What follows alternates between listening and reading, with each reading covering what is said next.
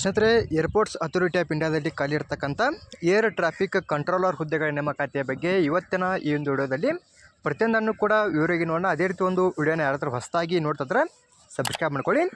ಈ ಒಂದು airports authority of ಇಂಡಿಯಾದಲ್ಲಿ ಖಾಲಿ ಇರತಕ್ಕಂಥ ಹುದ್ದೆಗಳು ಯಾವ ರೀತಿ ಇದಾವೆ ಆದರೆ ಈಗ ಡೈರೆಕ್ಟಾಗಿ ನಿಮಗೆ ಪೋಸ್ಟ್ ನೇಮನ್ನು ಹೇಳಿದರೆ ಜೂನಿಯರ್ ಎಕ್ಸಿಕ್ಯೂಟಿವ್ ಹುದ್ದೆಗಳು ಖಾಲಿ ಇರ್ತವೆ. ಅಂದರೆ ಏರ್ ಟ್ರಾಫಿಕ್ ಕಂಟ್ರೋಲ್ ಹುದ್ದೆಗಳು ಇದರಲ್ಲಿ ಖಾಲಿ ಇರ್ತಕ್ಕಂಥದ್ದು. ಇನ್ನು ಇಲ್ಲಿ ಖಾಲಿ ಇರ್ತಕ್ಕಂಥ ಹುದ್ದೆಗಳಿಗೆ ಸಂಬಂಧಪಟ್ಟಂತೆ ಅರ್ಜಿನ ಸಲ್ಲಿಸೋದಕ್ಕೆ ಯಾವ ರೀತಿ ಕ್ವಾಲಿಫಿಕೇಷನ್ ಆಗಿರಬೇಕು, ವಯೋಮಿತಿ, ಅಪ್ಲಿಕೇಶನ್ ಯಾವಾಗ ಸ್ಟಾರ್ಟ್ ಆಗುತ್ತಾ ಅದರ ಬಗ್ಗೆ ನಾವು ಇಲ್ಲಿ ಮಾಹಿತಿಯನ್ನು ನೋಡ್ತಾ ಹೋಗೋಣ.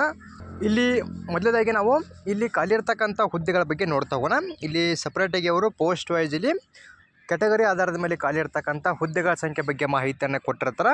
ಇಲ್ಲಿ ಪೋಸ್ಟ್ ನೇಮನ್ನು ಕೊಟ್ಟಿದ್ದಾರೆ. ಇನ್ನು ಟೋಟಲಾಗಿ ಖಾಲಿ ಇರ್ತಕ್ಕಂಥ ಒಟ್ಟು ಹುದ್ದೆಗಳ ಸಂಖ್ಯೆ ಬಂದ್ಬಿಟ್ಟು ಆಲ್ ಓವರ್ ಇಂಡಿಯಾದಲ್ಲಿ 309 ಹುದ್ದೆಗಳು ಟೋಟಲಾಗಿ ಖಾಲಿ ಇರ್ತವೆ. ಇನ್ನು ಇಲ್ಲಿ ಕ್ಯಾಟಗರಿ ವೈಸ್ ನೋಡ್ತಾ ಹೋದರೆ ಇವರಲ್ಲಿ ಅಂದರೆ ಜನರಲ್ದವರಿಗೆ ಸಂಬಂಧಪಟ್ಟಂತೆ 125, EWS ಅಲ್ಲಿ 30, OBC ಅಲ್ಲಿ 72, SC ಅಲ್ಲಿ 55, ST ಅವರಿಗೆ ಸಂಬಂಧಪಟ್ಟಂತೆ 27 ಹುದ್ದೆಗಳನ್ನ ಇಲ್ಲಿ ಕೊಟ್ಟಿರ್ತಕ್ಕಂಥದ್ದು. ಇನ್ನು ಸಪ್ರೇಟಾಗಿ ಇಲ್ಲಿ PWBD ಅಭ್ಯರ್ಥಿಗಳಿಗೆ ಸಂಬಂಧಪಟ್ಟಂತೆ ಕೂಡ 7 ವೇಕೆನ್ಸಿಯನ್ನು ಕೊಟ್ಟಿರ್ತಾರೆ. ಅದು ಕೂಡ ಇನ್ಕ್ಲೂಡಿಂಗ್ 309 ವೇಕೆನ್ಸಿಯಲ್ಲೇ ಬರುತ್ತೆ.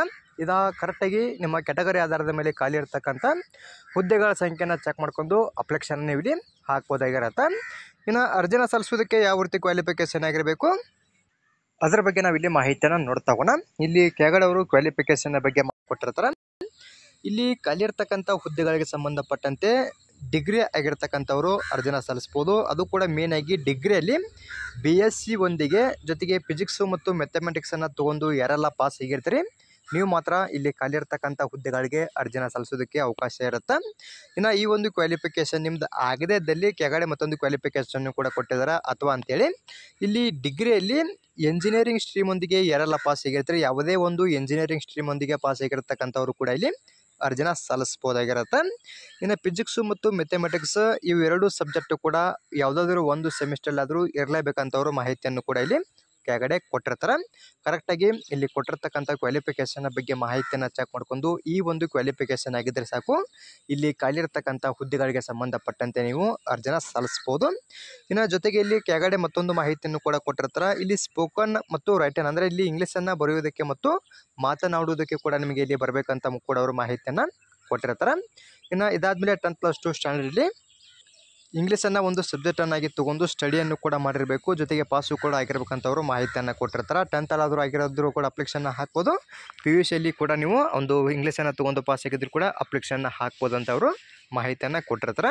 ಇದು ಮೇಲ್ಗಡೆದು ಮೇನ್ ಆಗಿರ್ತಕ್ಕಂಥ ಕ್ವಾಲಿಫಿಕೇಷನ್ ಆಗಿರುತ್ತೆ, ಚೆಕ್ ಮಾಡ್ಕೊಳ್ಳಿ. ಇನ್ನು ಡಿಗ್ರಿ ಪಾಸ್ ಆಗಿರ್ತಕ್ಕಂಥವ್ರು ಅರ್ಜಿನ ಸಲ್ಲಿಸ್ಬೋದು ಅಂತ ಗೊತ್ತಾಗಿದೆ ಅಂತ ಅನ್ಕೋತೀನಿ. ಏನಾದರೂ ಡೌಟ್ಗಳಿದ್ರೆ ಕಮೆಂಟ್ ಮಾಡಿ. ಇನ್ನು ಜೊತೆಗೆ ಇಲ್ಲಿ ವಯೋಮಿತಿ ಬಗ್ಗೆ ನೋಡ್ತಾ ಹೋದ್ರೆ ಇಲ್ಲಿ ಗರಿಷ್ಠವಾಗಿ 27 ವರ್ಷದ ಒಳಗಡೆ ಇರ್ತಕ್ಕಂಥವ್ರು ಅರ್ಜಿನ ಸಲ್ಲಿಸ್ಬೋದು. ಇದಲ್ಲದೆ ಸಪ್ರೇಟಾಗಿ SC ಮತ್ತು ST ಅವರಿಗೆ ಸಂಬಂಧಪಟ್ಟಂತೆ 5 ವರ್ಷದ ತನಕ ವಯೋಮಿತಿ ಸಲ್ಲಿಕೆ ಸಿಗುತ್ತೆ. ಇನ್ನು OBC ಅವರಿಗೆ ಸಂಬಂಧಪಟ್ಟಂತೆ 3 ವರ್ಷದ ತನಕ ಒಂದು ವಯೋಮಿತಿ ಸಲ್ಲಿಕೆಯನ್ನು ಕೂಡ ಸಿಗ್ತಕ್ಕಂಥದ್ದು.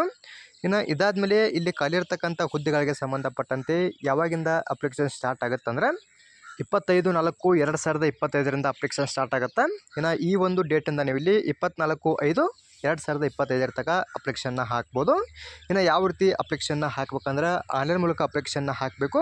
ಇನ್ನು ಆ ಒಂದು ಅಪ್ಲೈ ಮಾಡೋ ಲಿಂಕನ್ನು ನಮ್ಮ ಟೆಲಿಗ್ರಾಮ್ ಗ್ರೂಪಲ್ಲಿ ಕೊಟ್ಟಿರ್ತೀನಿ. ಎಲಿಜಿಬಲ್ ಆಗಿರ್ತಕ್ಕಂಥ ಅಭ್ಯರ್ಥಿಗಳು ಅಪ್ಲಿಕೇಶನ್ ಸ್ಟಾರ್ಟ್ ಆದಮೇಲೆ ಆ ಒಂದು ಲಿಂಕ್ ಮೇಲೆ ಕ್ಲಿಕ್ ಮಾಡ್ಕೊಂಡು ಅರ್ಜಿನ ಸಲ್ಲಿಸ್ಬೋದು. ಇಲ್ಲಿ ಮುಂದುಗಡೆ ಒಂದು ಅಫಿಷಿಯಲ್ ವೆಬ್ಸೈಟ್ನು ಕೂಡ ಕೊಟ್ಟಿರ್ತಾರೆ. ನಿಮ್ಗೆ ಏನಾದರೂ ಡೌಟ್ಗಳು ಅಥವಾ ಇನ್ನೂ ಹೆಚ್ಚಿನದಾಗಿರ್ತಕ್ಕಂಥ ಮಾಹಿತಿಗಳು ಬೇಕಿದ್ರೆ ಈ ಒಂದು ಅಫಿಷಿಯಲ್ ವೆಬ್ಸೈಟ್ಗೆ ಭೇಟಿ ನೀಡಿ ಇನ್ನೂ ಹೆಚ್ಚಿನದಾಗಿರ್ತಕ್ಕಂಥ ಮಾಹಿತಿಯನ್ನು ಕೂಡ ನೀವು ಇಲ್ಲಿ ತಿಳ್ಕೊಬೋದು. ಒಟ್ಟಿನಲ್ಲಿ ಅಪ್ಲಿಕೇಶನ್ ಸ್ಟಾರ್ಟಿಂಗ್ ಡೇಟ್ ಬಂದ್ಬಿಟ್ಟು 25/4/2025 ಸ್ಟಾರ್ಟ್ ಆಗುತ್ತೆ. ಇನ್ನು ಇವಾಗ ಇಲ್ಲಿ ಸ್ಯಾಲ್ರಿ ಸ್ಕೇಲ್ ಬಗ್ಗೆ ನೋಡ್ತಾ ಹೋದ್ರೆ ಇಲ್ಲಿ ಸಪ್ರೇಟಾಗಿ ಕೊಟ್ಟಿರ್ತಾರೆ. 40,000 ರೂಪಾಯಿಂದ ಹಿಡಿದು ಇಲ್ಲಿ 3% ಅಂತ ಕೊಟ್ಟಿದ್ದಾರೆ. 40,000 ರೂಪಾಯಿಂದ ಹಿಡಿದು 1,40,000 ರೂಪಾಯಿ ತನಕ ಒಂದು ಸ್ಯಾಲ್ರಿ ಸ್ಕೇಲು ಕೂಡ ಇಲ್ಲಿ ಇರ್ತಕ್ಕಂಥದ್ದು. ಕರೆಕ್ಟಾಗಿ ಚೆಕ್ ಮಾಡ್ಕೊಂಡು ನೀವು ಇಲ್ಲಿ ಅಪ್ಲಿಕೇಶನ್ನ ಹಾಕ್ಬೋದು. ಜೊತೆಗೆ ಇಲ್ಲಿ ಇನ್ನಿತರ ಒಂದು ಅಲವೆನ್ಸಸ್ ಕೂಡ ಇರುತ್ತೆ, ಅದರ ಬಗ್ಗೆಯೂ ಕೂಡ ನೀವು ಇಲ್ಲಿ ಮಾಹಿತಿಯನ್ನು ಚೆಕ್ ಮಾಡ್ಕೋಬೋದು. ಇನ್ನು ಯಾವ ರೀತಿ ಆಯ್ಕೆಯನ್ನು ಮಾಡ್ಕೋತಾರೆ ಅದರ ಬಗ್ಗೆ ನಾವಿಲ್ಲಿ ಮಾಹಿತಿಯನ್ನು ನೋಡ್ತಾ ಹೋಗೋಣ. ಇಲ್ಲಿ ಆಯ್ಕೆ ವಿಧಾನದ ಬಗ್ಗೆಯೂ ಕೂಡ ಮಾಹಿತಿಯನ್ನು ಕೊಟ್ಟಿರ್ತಾರೆ. ಇಲ್ಲಿ ಮೊದಲಾಗಿ CBT ಎಕ್ಸಾಮ್ ಇರುತ್ತೆ. ಅಂದರೆ ಇಲ್ಲಿ ಮೊದಲಾಗಿ ನೀವು ಅಪ್ಲಿಕೇಶನ್ನ ಹಾಕಿರ್ತಾರಲ್ಲ ಆ ಒಂದು ಅಪ್ಲಿಕೇಶನ್ ಫಾರಮನ್ನು ಚೆಕ್ ಮಾಡ್ತಾರೆ.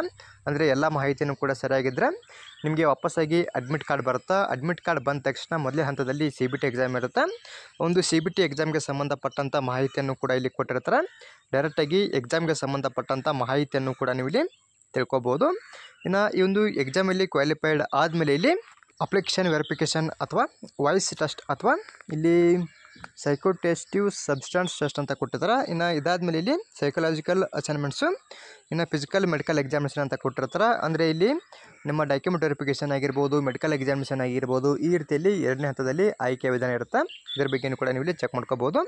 ಇನ್ನು ಇದಾದಮೇಲೆ ಇಲ್ಲಿ ಶಾರ್ಟ್ ಲಿಸ್ಟಿಂಗ್ ಆಗಿರ್ತಕ್ಕಂಥ ಅಭ್ಯರ್ಥಿಗಳ ಲಿಸ್ಟನ್ನು ನೀವು ಯಾವ ರೀತಿ ಚೆಕ್ ಮಾಡ್ಕೋಬೇಕಂದ್ರೆ ಆ ಒಂದು ಏರ್ಪೋರ್ಟ್ಸ್ ಅಥಾರಿಟಿ ಆಫ್ ಇಂಡಿಯಾದ ಏನು ಅಫಿಷಿಯಲ್ ವೆಬ್ಸೈಟ್ ಇದೆ ಆ ಒಂದು ವೆಬ್ಸೈಟಲ್ಲಿ ನೀವು ಚೆಕ್ ಮಾಡ್ಕೋಬೋದು ಅಂತವರು ಮಾಹಿತಿಯನ್ನು ಕೂಡ ಇಲ್ಲಿ ಕೊಟ್ಟಿದ್ದಾರೆ. ಅದರ ಬಗ್ಗೆಯೂ ಕೂಡ ನೀವು ಇಲ್ಲಿ ಚೆಕ್ ಮಾಡ್ಕೋಬೋದು. ಇನ್ನು ಈ ಒಂದು ಹುದ್ದೆಗಳಿಗೆ ಸಂಬಂಧಪಟ್ಟಂತೆ ಇನ್ನೂ ಹೆಚ್ಚಿನದಾಗಿರ್ತಕ್ಕಂಥ ಸಿಲೆಬಸ್ ಬಗ್ಗೆ ಬೇಕಿದ್ರೆ ಇಲ್ಲಿ ಕೆಳಗಡೆ ಕೂಡ ಸಿಲೆಬಸ್ ಬಗ್ಗೆ ಮಾಹಿತಿಯನ್ನು ಕೊಟ್ಟಿರ್ತಾರೆ.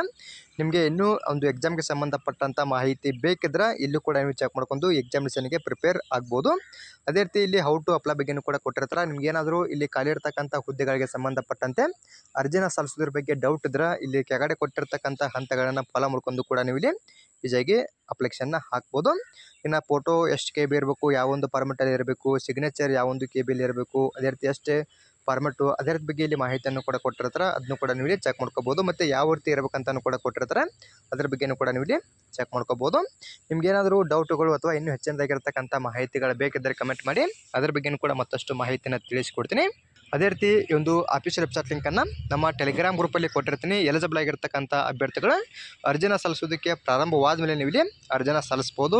ಅಪ್ಲಿಕೇಶನ್ ಸ್ಟಾರ್ಟಿಂಗ್ ಡೇಟ್ ಬಂದ್ಬಿಟ್ಟು 25/4/2025 ಅಪ್ಲಿಕೇಶನ್ ಸ್ಟಾರ್ಟ್ ಆಗುತ್ತೆ. ಇನ್ನು ಲಾಸ್ಟ್ ಡೇಟ್ ಬಂದ್ಬಿಟ್ಟು 24/5/2025 ತನಕ ನೀವು ಇಲ್ಲಿ ಅಪ್ಲಿಕೇಶನ್ನ ಹಾಕ್ಬೋದಾಗಿರುತ್ತೆ. ಅದೇ ರೀತಿ ಈ ಒಂದು ಮಾಹಿತಿ ತಮಗೆ ಇಷ್ಟವಾದಲ್ಲಿ ನಮ್ಮ ಚಾನಲ್ನ ಸಬ್ಸ್ಕ್ರೈಬ್ ಮಾಡ್ಕೊಳ್ಳಿ, ಹಾಗೆ ಲೈಕ್ ಮಾಡಿರಿ. ನಿಮ್ಮ ಸ್ನೇಹಿತರು ಕೂಡ ಶೇರ್ ಮಾಡಿ, ಅವರು ಕೂಡ ಇಲ್ಲಿ ಖಾಲಿ ಇರತಕ್ಕಂಥ ಹುದ್ದೆಗಳಿಗೆ ಸಂಬಂಧಪಟ್ಟಂತೆ ಅರ್ಜಿನ ಸಲ್ಲಿಸಲಿ. ಅದೇ ರೀತಿ ಮತ್ತೆ ಮುಂದಿನ ವಿಡಿಯೋದಲ್ಲಿ ಭೇಟಿ ಆಗೋಣ. Thanks for watching.